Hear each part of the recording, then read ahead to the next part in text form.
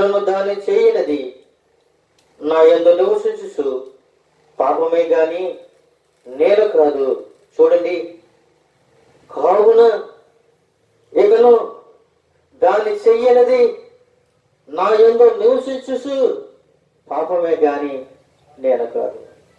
నాలో ఉన్నది పాపమే, నా శరీరంలో ఉన్నది పాపమే, నా అవయవాల్లో ఉన్నది పాపమే. పాపము నా మీద వేలబడి చేస్తూ ఉంది. కానీ నేను కాదయ్యా, నేను కాదు.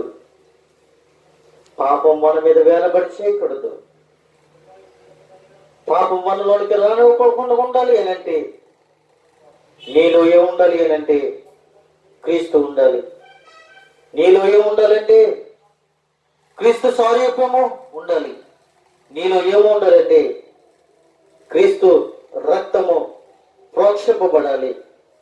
ప్రియమైన దేవునికి బిడ్డలారా, 18వ వచనం చూసినట్లయితే, నా యందు అనగా నా శరీరమందు మంచిది ఏదియు